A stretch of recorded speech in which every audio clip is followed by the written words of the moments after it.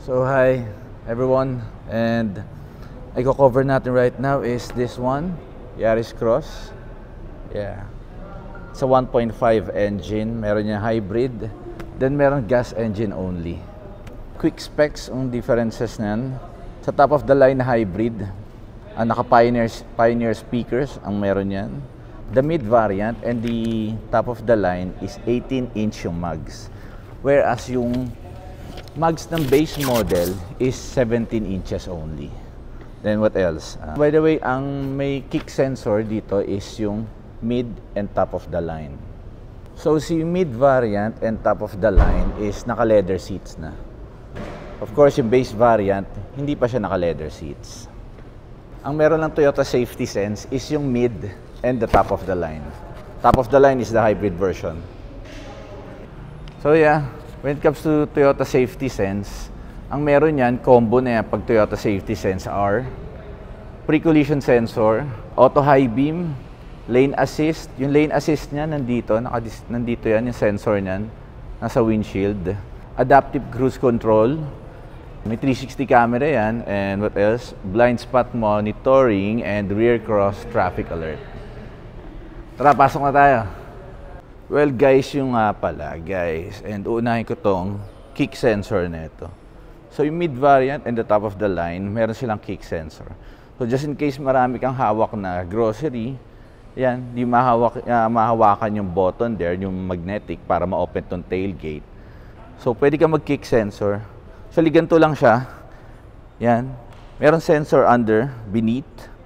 Then, pero kailangan nyo mag-step back each time na gagamitin yung foot nyo para ma-unlock to, kailangan mag-step back agad kayo para mag-open tong tailgate. Alright? So, inuna ko lang yan. Then, punta na tayo sa driver side. So, yeah, ito. Papasok na nga tayo. By the way, meron tong smart entry. Smart entry only means na hindi mo na nga bubunutin tong susi na nakahang here sa pants mo. Hindi mo na rin siya ipipress to unlock. Pero pag na-sense na nitong vehicle na malapit na yung susi, yan, didikit mo lang yung tab mo here. Here, ito may sensor yan. May dalawang line here. And mag-a-unlock na tong sasakyan. So let's just check kung meron tong auto. So the auto here, it means pag nilock mo yung vehicle or this one by touching this sensor, is mag-unfold na rin yung side mirror. Napasok tayo. So yeah, we will begin here, going there, headliner and everything that we can see. So ito yung design ng panel niya, ito yung controls, and as you can see, ito yung control ng windows niya. Then meron tayong central lock ng window. Then aside from that, central lock din ng doors here. Yan yung button. Then ito yung control para sa side mirrors. So yan na-mention ko earlier is pwede mo yan i-retract and fold. Then meron yung auto option here para mag-auto unfold siya and auto retract. So ito yung cursor na to, pang-adjust ng side mirrors. Then siset mo lang yan dito kung left side mirror yung i-adjust mo or yung sa kanan. Yan. So going down, meron tayo dito, dalawang cup holder na extended. Right? Kasi ito, leather to Ito yung ano niya, design. Yan, pag open ng door, and ito yung lock. Yan. So yan dalawang cup holder. Then dito tayo, itong Yaris Cross V, this is the mid variant, remind ko lang, is power seat adjust. Yan. So, mas madali, mas convenient. Then, leather seats. Then, here is yung pang-open ng hood. Yan. This one, side pocket. Ganda. Lagayan ng lisensya, lagayan ng coins. And ito yung pang-level ng ilaw, yung headlight. So, you can, pwede mo i-adjust yan. So, ma-adjust mo yung ilaw kung saan siya naka-align by scrolling this. Then after nyan is meron tayong button here for the auto high beam. Then after that is this traction control. Control power para sa tailgate. So pwede mo nang i-open yung tailgate at saka i-close by using this button para hindi ka nabababa. Yan, inulit ko lang, especially kunyari sa mall ka, papasok, titignan ng guard yung compartment mo sa likod. Then this one is the parking sensor. This one is the pre-collision. So yan, pwede mo yung i-on off. Yan yung mga access niya. Then if you are wondering, bakit dito, meron may mga blank space. In the future, kung gusto mo i-modify, kung for example, gusto mo mag-add na mas maraming fog lights, pwede mo ikabit yan dito. Para nandito na yung button ng in-upgrade mo sa vehicle. Alright, going up and ito yung design ng aircon vent niya. Nice, ganda. Yan. After there is ito na. Ito yung trip, back button, loud sa mic, volume control, 360 camera access. Then ito yung cursor para ma-access mo yung multi-information display. By the way, yung multi-information display is dyan ma-adjust yung mga settings nitong vehicle. Alright. So, ito yung gagamitin mong cursor, left, right, up, para ma-navigate yung multi-information display. Then meron yung enter button right here. Yeah. So, ayan yung design ng steering wheel niya. Meron siyang silver accent here. Then, SRS airbag. Then, nandiyan yung busina niya, of course. Then here, moving here is skip button. Then, drive mode. Itong drive, pwede ka mag-eco or power mode. So, it only means na pag gusto mo mas aggressive yung vehicle, dito mo ma-adjust. Or kung gusto mo mas tipid sa gas yung vehicle, dito mo siya ma-adjust. Alright? Answer call mode. Itong mode na to is para habang naka-focus ka sa road, magsa-cycle to here para actually pang ano to, pang here, pang infotainment. Yung mode na yan. Alright? So magsa-cycle yan, minsan pwedeng pang AM, FM, sa Android, Bluetooth, para ano ka, mas naka-focus ka na lang sa road habang pinipindot mo yan. Hindi ka na magta-touch dito. Siyempre, para hindi masira yung focus mo. Alright? Ito yung lane departure assist. Ayan, lane monitoring. Then, this one is the cruise control. Ayan. So, yan, may word na set. Once you press that, this set button, is masiset mo na yung speed na gusto mong maging consistent habang naka-cruise control ka. Alright? By the way, itong Yaris Cross V is meron siyang paddle shifter. Nice. Ito Ayan. Then, ayan, meron siyang plus, then minus here. Ayan. So, paddle shifter. Ayan. Alright. So, para mapunta ka dyan sa paddle shifter na yan, kailangan mo i-shift tong shift knob, of course, dito sa plus minus. Then, once na-set mo yan, gagana na rin yung paddle shift na yan. Alright. So, after dito sa steering wheel, dito tayo sa design ng aircon. So, yan yung design ng aircon niya. Dalawa yan. Then, ito yung hazard button, of course. Infotainment. Yan. Magkaroon akong chance na ma-start to kasi dito sa showroom, bawal ito i-start yung vehicle. Susubukan ko to ipakita sa inyo. At least makita nyo yung infotainment. Then, dito tayo sa aircon. So, ito yung adjustment ng blower. Yan iniikot siya, side. Then, this one is the temperature. Pang-adjust ng lamig. So, aircon, control, button. So, itong AC na to is para sa mga first-time car buyer. Itong AC na to, pwede mo gawing electric fan yung vehicle mo. So, pag in-off mo kasi yan, fan lang to. Walang lamig. So, syempre, nasa Pinas tayo, mainit. Then, this one is the circulation. Ito circulation na to, lagi ko itong example sa mga vlogs ko, is, kapag inon mo yan, it means yung hangin dito sa loob ng vehicle, dito lang sa loob. Pero once yan na naka-off yan, yung hangin sa labas, pumapasok din. So, may tendency maamoy mo yung hangin sa labas, especially kung mausok. Yan. may truck ng basura, yan example ko, yan. So pero kasi may ano rin yan, hindi lang naman yung purpose nun is yung hangin sa labas yung papasok eh. It means also, kapag itong sasakyan mo, pag nakulob siya ng matagal, syempre yung hangin dito sa loob ng sasakyan, para lumabas din siya.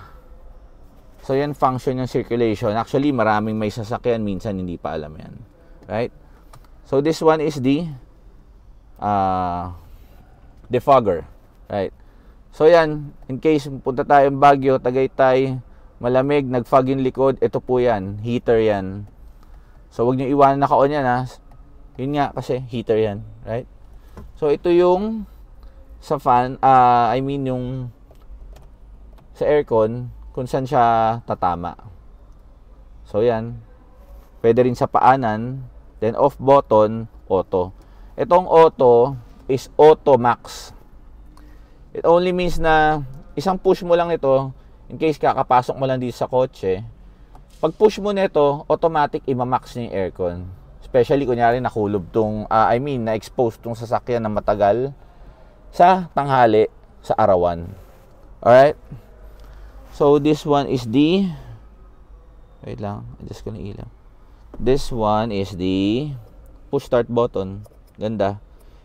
So actually, hindi mo na talaga ilalabas yung susi sa loob ng bag mo, especially kung babae ka. Dahil may smart entry ka na here, then push button. Yan. So meron ditong power source, type C, direct na to Then at the side is USB. Yan, type C, USB. Then dito may indicator ng mga hindi naka seatbelt. So yan, nakailaw yan. Then below is the wireless charger para sa phone mo. By the way, may button yan ng on-off here.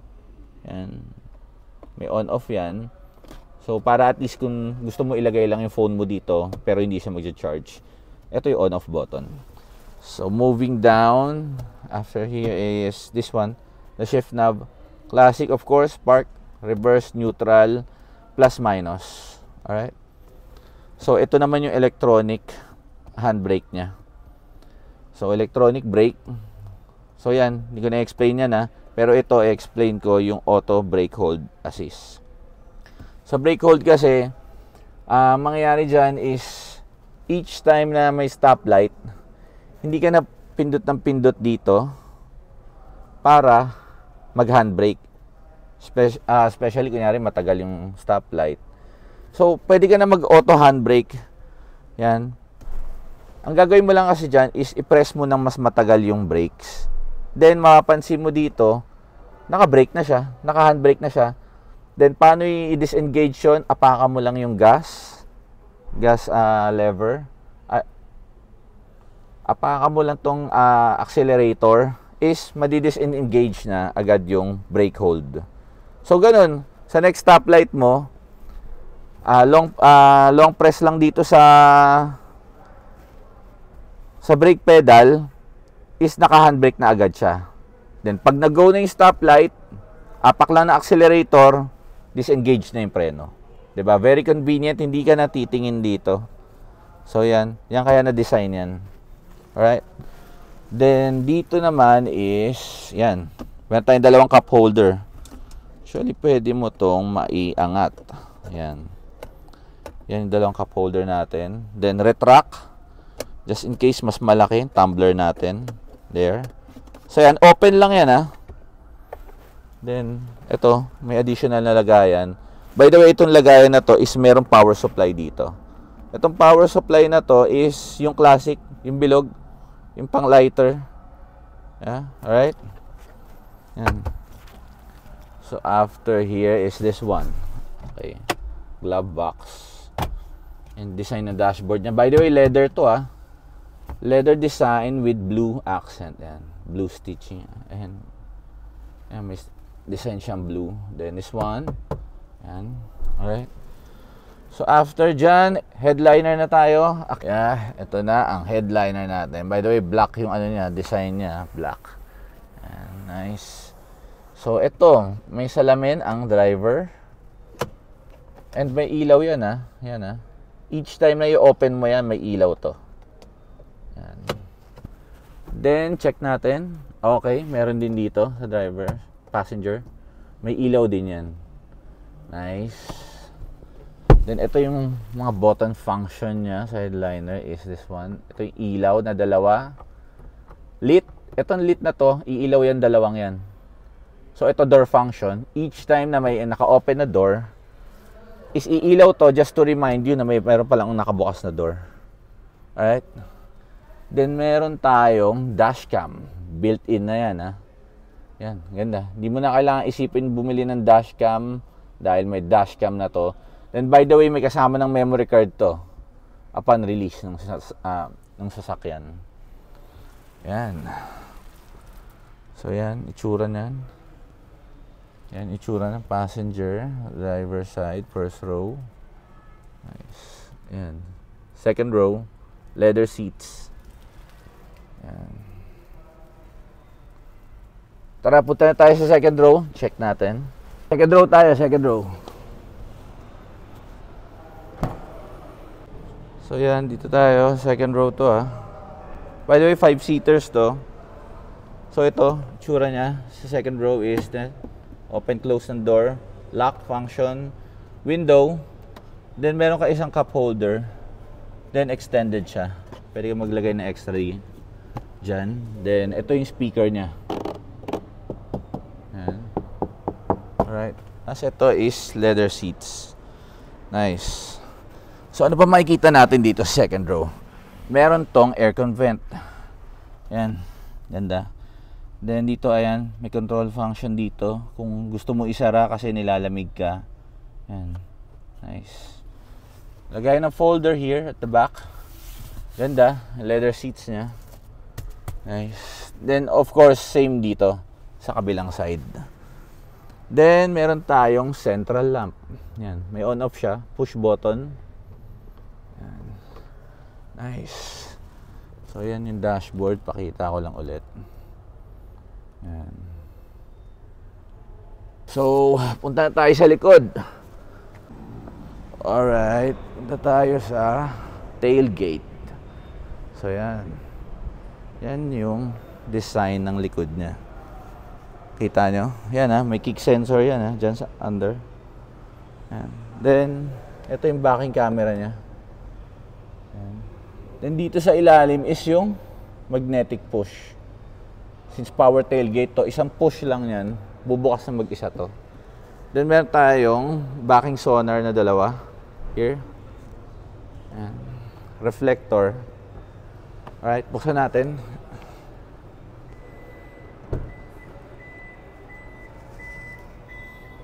Yan. Alright. So, anong makikita natin dito sa pinakalikod is this one. This is the cover for privacy. Para lang hindi makita nung mga naglalakad dyan sa likod kung anong laman itong likuran mo. So, malambot lang to, ha. So, main purpose talaga kasi nito is just to cover what's inside here. Pero, pwede kayo magpatong pa rin dito. Magagaan lang. Yan. So, meron tong column here. Bakal to, ha. Aluminum. Yan. Nice. Galin natin, ha. So, yan, ha. Pakita ko lang sa inyo kung paano siya kinakabit. Yan. Naka-angkla siya. Alright. So, yan. Ayan. Mag-roll naman siya. Then, yan. So, pwede nyo itong tanggalin, ha, kung ayaw nyo to. Yan. Madali lang tanggalin to. Then, after nyan, ito. Spare tire. Wait. So, itong board na to, meron tong, pwede mo siya iangat. Yan. Pwede siyang nakaangat dito para maging flat to. So, try natin, ha.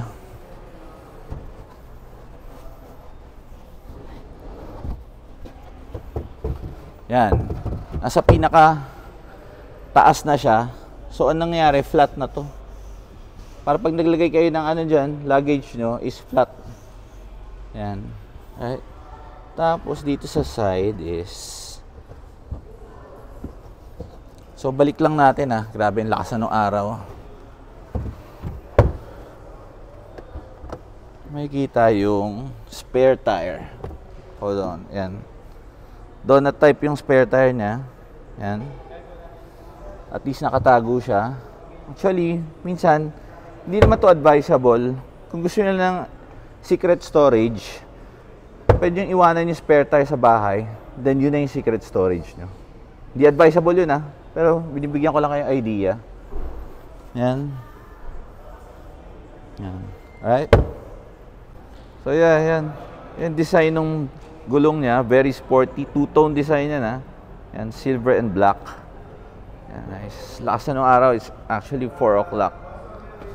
Then, ayan. Ang wheel size ng mugs nito is 18. Yeah. For Yaris Cross V variant is 18 ang design niya. Nice. So disc brake yan Then at the back is also disc brake. Nice. So at the opposite side, not just on the driver's side meron ditong smart entry, even here sa passenger. Nice. So yan, meron tayong turning signal light here. Integrated na dito sa side mirror. Then ito yung camera, isang camera niya Yan. That's part of the 360 camera. So yan, ganda ng bumper. Nice. So yan, pakita ko lang nandito isang 360 camera niya. Yan. So yung design ng grills niya. Nice yan. Yan So kung gusto niyo mag-visit here in showroom advise nyo lang ako advance para at least ma-check ko muna kung may display kami na Yaris Cross. So ito, share ko lang to Kung gusto niyo makita yung reference nung tire pressure niya is nandito. Yan. Meron ng PSI yan So, common kasi ang PSI para dun sa mga gas station pagka hanginan mo yung mga gulong mo. Yeah, alright.